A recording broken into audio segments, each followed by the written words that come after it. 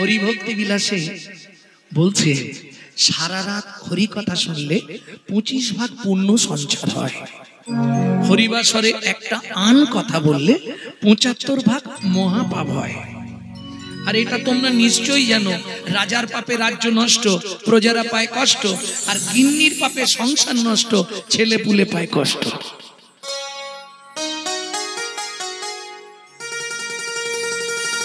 পাপ কোনোদিন তার বাপকেও ছাড়বে না। ক্যামেরা চলছে,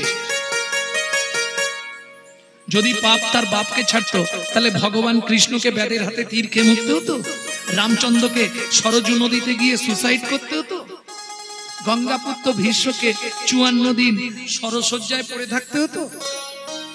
পাপ কোনোদিন কাউকে ছাড়বে না। পাপ যদি কাউকে ছেড়ে দিত তাহলে একসঙ্গে গান্ধারীর 100 সন্তান মরে যেত না। পাপ যদি কাউকে ছেড়ে দিত তাহলে ইন্দ্রদুম্ন রাজার স্ত্রী গুন্ডিচা দেবীর একদিনে 18টা সন্তান মরত না।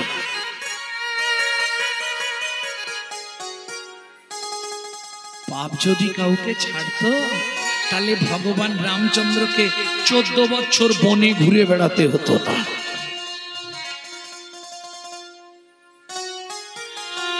পাপ যদি কাউকে ছাড়তো রাবণ সীতাকে তুলে নিয়ে যেত না। খুব সাবধান ভক্তমণ্ডলী, ভক্তিমতী মায়েরা। এত হরিনাম হচ্ছে, এত হরিনাম শুনছি, পরিবর্তন কিছু হচ্ছে কি? হিংসা কমে গেছে পাড়ায়? ঝগড়া বন্ধ হয়ে গেছে? যত দিন যাচ্ছে বাড়ছে। কেন? যে নামে গাছ নাচে মরা মাছে কুষ্ঠ ব্যাধি মোচন হয়ে যায়। দাক্ষিণাত্য ভ্রমণকালে বাসুদেবের কুষ্ঠ ব্যাধি চলে গেল। মহাপ্রভু বাসুদেবকে দেখে দাঁড়িয়ে গেছে। দাক্ষিণাত্য ভ্রমণ করছে মহাপ্রভু। 48 বছর লীলা করেছিলেন চৈতন্য মহাপ্রভু। তার মধ্যে ভাগ আছে, 24 বছর গৃহস্থ জীবন, 24 বছর সন্ন্যাস জীবন। এই 24 সন্ন্যাসের আবার 3টে ভাগ, 6, 6, 12। 6 বছর দাক্ষিণাত্য ভ্রমণ করলেন, 6 বছর নীলাচলে কাটালেন, আর 12 বছর একবারে নীলাচলেই ছিলেন কিন্তু গম্ভীরার ভেতর।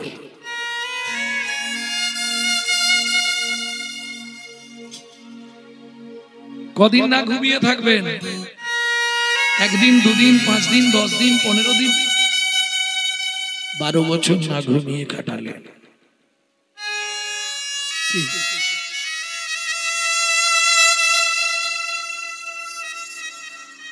12টা বছর না ঘুমিয়ে কাটালেন। কোথায়? জাগিয়া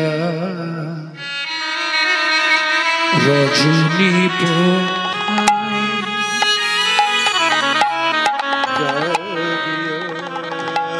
জাগিয়া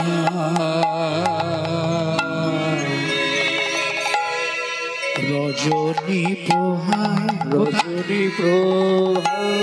গম্ভীর ভিতরে গোরারায়, গোরারায়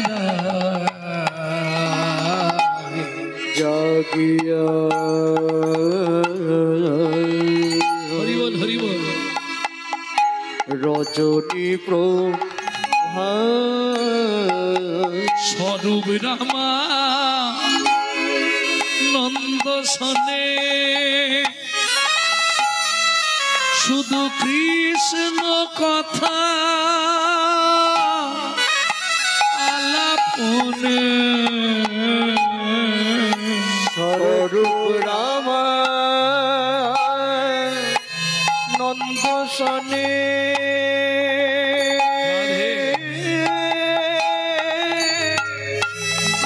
আমার গোরা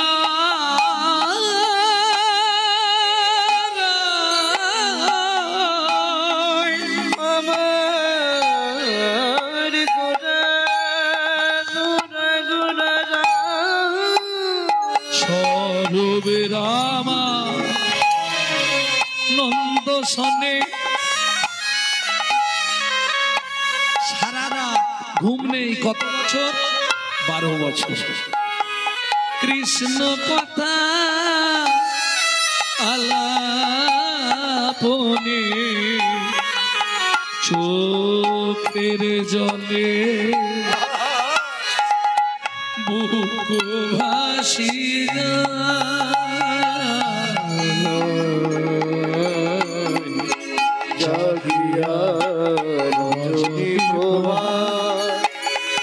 গম্ভীরা ভিতরে গোড়ায় জাগিয়া জাগিয়া জাগিয়া রজনী প্রভা। प्रेम से बोलो चैतन्य महाप्रभु के। भक्तमंडली भक्तिमती मायरा তাহলে ভাবো আমরা একদিন জাগলে 3 দিন ঘুমাই, তাই না? একদিন জাগলে 3 দিন ঘুমাতে হয়, তবে শরীর ঠিক হয়। মহাপ্রভু একদিন নয় 12 বছর জেগেছিলেন গম্ভীরায়, শুধু কৃষ্ণ কথা দেওয়া নেওয়া করছে। নিগুড় ভক্ত সবাই তো চান্স পাবে না। চান্স পেয়েছিল কতজন গম্ভীরায়? 3.5 জন। 3 জন পুরুষ, 1 জন মহিলা। মহিলাকে অর্ধাংশ করলেন। কেন? সব সময় ঢুকতে দিতেন না, দিনে মাঝে মধ্যে একবার আধবার যেতে দিতেন। তিনি কে? শ্রী মাইতির বোন মাধবী দেবী। বাকি 3 জন ছিলেন স্বরূপ, রায় রামানন্দ আর শ্রী মাইতি। তাও শ্রী মাইতিকে মহাপ্রভু অতটা কাছে নিতেন না, স্বরূপ, দামোদর আর রায় রামানন্দ। কেন? ললিতা, বিশাখা, এরাই একমাত্র গোবিন্দের সম্মান দিতে পারবে, ললিতা আর বিশাখা, বাকি কেউ পারবে না। ভক্তমন্ডলী ভক্তিমতী মায়েরা, তাহলে অনিত্মানি শরীরানি বিভব নৈব স্বাৎসত্তাং নিত্যং, বেশি বেড়ে গেছে গো রিবাবটা। নিত্যং সন্নিহিতং মৃত্যুম কর্তব্যং ধর্ম সঞ্চয়। ধর্মটা কি? ওমা, কে কবে মরিব তাহা কারো নাহি জানা। এক বিন্দু জীবনের ব্যর্থ কাটিও না। নারীকে জানিবে মা, ঐশ্বর্যকে জানিবে মাটি। সদা সত্য উচ্চারিবে, বাহির ভিতর খাঁটি। কে কখন মরবো কোনো গ্যারান্টি নেই। এই আছি, এই নেই, কি গ্যারান্টি আছে? তাহলে কি কর্তব্য কি আমার? যেমন বাহ্যিক জগতে মরার আগে 3টে জিনিস যদি আপনার কাছে থাকে, কেউ না কেউ আপনাকে দেখবে। 3টে জিনিস কি কি? হয় অনেক সোনা দানা থাকতে হবে, না হলে অনেক বিষয় সম্পত্তি থাকতে হবে, আর না হলে ওই গান্ধীজির বান্ডিল থাকতে হবে। তাহলে কেউ না কেউ তোমাকে দেখবে। ও ঠাকুমা, ও ঠাকুমা, খাতির খুব হবে। আর যদি কিছু না থাকে তাহলে ওই সিঁড়ির তলা আর দেবে কি দেবে নি তাও চান্স নেই। বুঝে নিয়ে গেল? ঠিক পরমার্থিক জগতেও তাই। 3টে জিনিস যদি তোমার কাছে থাকে, 33 কোটি দেবতা তোমার দুয়ারে বাঁধা থাকবে। আছাড় খেয়ে পড়লেন নীলাচলে মহাপ্রভুর চরণে সনাতন গোস্বামী। প্রভু, এই 3 তত্ত্ব জানবার জন্যই আমি সাকর মল্লিক থেকে আজকে সনাতন দাস। বলো না প্রভু, কি সেই 3 তত্ত্ব যা থাকলে সব দেব দেবীরা আমার কাছে বাঁধা থাকবে? সনাতন। জীবনে 3টে জিনিস যদি নিজের আয়ত্তে নিয়ে নিতে পারো, আর তোমার কোনো চিন্তা নেই। বলো না প্রভু, কি সেই 3 তত্ত্ব?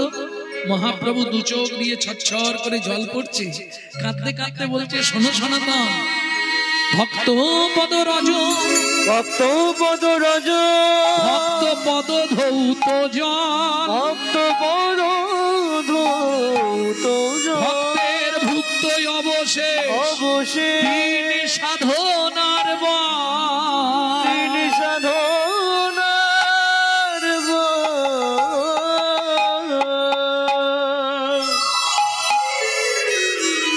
বুঝে নেওয়া গেল? আর আমরা যদি বাড়িতে কোনো সাধু সেবা করে যাই, তার পাতে যদি এঁটো পড়ে থাকে, আগেই আমাদের বাড়ির লোক বলবে, ওগুলো খাস না। ওরে বাবা, কার মধ্যে কি রোগ আছে তোর মধ্যে চলে আসবো, সব খাস নে। হাত জোড়ো করে বলছি, যখনই সাধুগুরু বৈষ্ণবের প্রসাদ দেখতে পাবেন, যদি উচ্ছিষ্ট ফেলেও দেয়, পারলে গুড়িয়ে একটুখানি মুখে দিয়ে দেবে, লাভ হয়ে যাবে। কেন?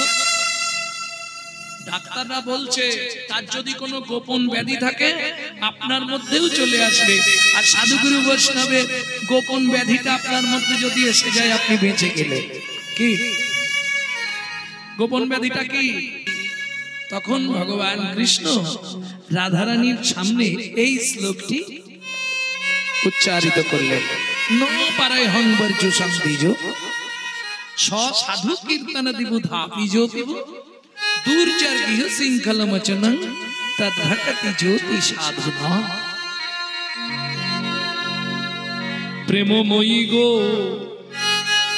তুমি যে মান কুলশীল গুরু গৌরব লজ্জা ঘৃণা ভয় ত্যাগ করে আমাকে ভালোবাসলে, সব ত্যাগ করে আমাকে ভালোবাসলে, 33 কোটি দেবতার পরমায়ু যদি তোমাকে দিয়ে দিই, তোমাকে দিয়ে দি, তাতেও তোমার ঋণ বুঝি শোধ হবে না। তাতেও তোমার ঋণ শোধ হবে না। তাই গোপী সমাজে দাঁড়িয়ে আমি দাসখত লিখে দিলাম, তস্য খাতক হরিনায়ক বসতি ব্রজপুরী, বসতি ব্রজপুরী, তত্রমিদং কর্তমেকং লিখিতং সুকুমারী। লিখিতং সুকুমারী। আমি লিখে দিচ্ছি, তোমার ঋণ শোধ করে দেবো। দাপরস ঋণ পরিশোধ কলিযুগে, কলিযুগে লিখিতং শ্রী কৃষ্ণচন্দ্র উষা মঞ্জুরি বিভাগে। উষা মঞ্জুরি বিভাগে। বুঝে নেওয়া গেল? তোমার মান কুল শীল গুরু গৌরব আমি শোধ করতে পারবো না, তাই কি করব জানো? বাবারে, নদিয়ার নবদ্বীপের অন্তদ্বীপে আমি শচী গর্ভ সিন্ধু মাঝে জন্মগ্রহণ করব। তবে শোনো রাই, বাড়িতে একটা কাজের লোক রাখলে তাকেও দুবেলা দুমুঠো খেতে দিতে হয়, আমাকে খেতে দিতে হবে না রাই? সাধু সঙ্গে তোমার নামানুগুণ কীর্তন আমি প্রচার করব। বাড়িতে একটা লোক রাখলো মাইনে দিতে হয়, মাইনে দিতে হবে না। তুমি শুধু গোপী সমাজে মুক্ত কণ্ঠে বলে দেবে, আমার ঋণটা তুমি মুক্ত করে দিলে। সেদিন মাথায় বাঁধব নামা বলি, কাঁধে নেব ভিক্ষার ঝুলি। সেদিন মাথায় বাঁধব নামা বলি, কাঁধে নেব ভিখার ঝুলি। রাধে দয়া করো বলে বেড়াইব আমি, ওগো রাধে দয়া করো বলে পথে বেড়াইব আমি।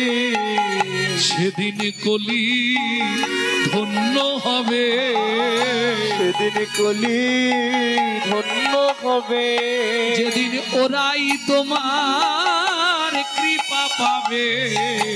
সেদিন কলি ধন্য হবে, যেদিন ওরাই তোমার কৃপা পাবে। প্রেমময়ী দয়া করো বলে, কলি ধন্য হবে, প্রেমময়ী দয়া করো বলে, ও রাধে তোমার কৃপা পাবে বলে। সেদিন কলি ধন্য হবে। अनित्वानि शरीरानि विभव नैव स्वात् सत्वं नित्वं सन्निहितं मृत्युं कर्तव्यं धर्मो संचय। কর্তব্যং ধর্ম সঞ্চয়। ও মায়েরা, শরীর অনিত্য, সুতরাং অন্য যুগে অন্য ধর্মে অন্য প্রথা ছিল, কিন্তু বর্তমান কলি যুগ। কথা বলিস রে বাবা।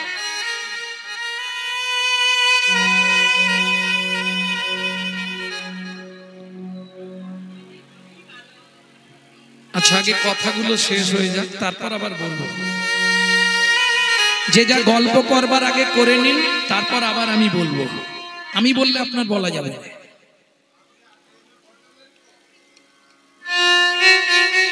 ওমা, আমার কথা দুটো একটু শোনো। সাধুগুরু বৈষ্ণবের প্রসাদ পেলে তার যে গোপন ব্যাধি আছে তোমারও হবে, তুমিও কৃষ্ণ বলে কাঁদতে পারবে। যদি কৃষ্ণ বলে কাঁদতে পারে, তুমিও কৃষ্ণ বলে কাঁদতে পারবে। তুমিও কৃষ্ণ বলে কাঁদতে পারবে। যেদিন সাধু গুরু বৈষ্ণবের কৃপা পাবে, তুমিও কৃষ্ণ বলে কাঁদতে পারবে। সাধু গুরু বৈষ্ণবে উচ্ছিষ্ট পেলে তোমার মানব জনম ধন্য হবে। সাধু গুরু বৈষ্ণবে উচ্ছিষ্ট পেলে তোমার মানব জনম ধন্য হবে।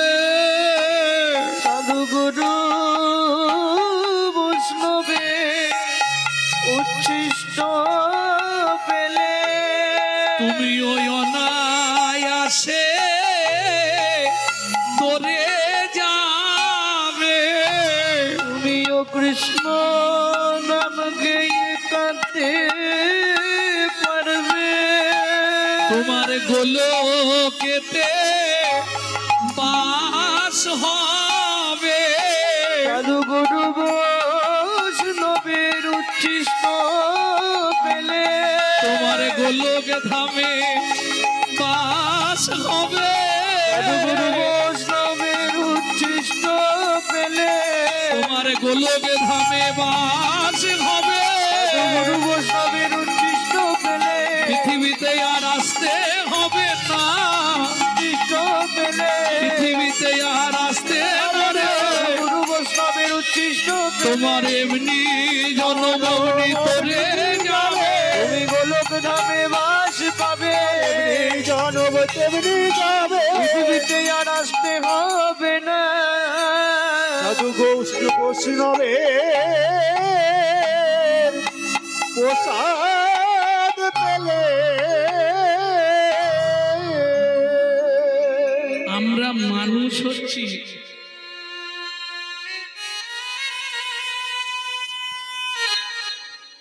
ওখান থেকেই বলি।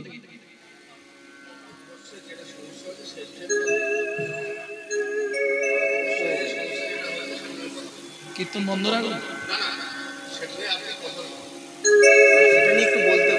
আচ্ছা আচ্ছা বলবো।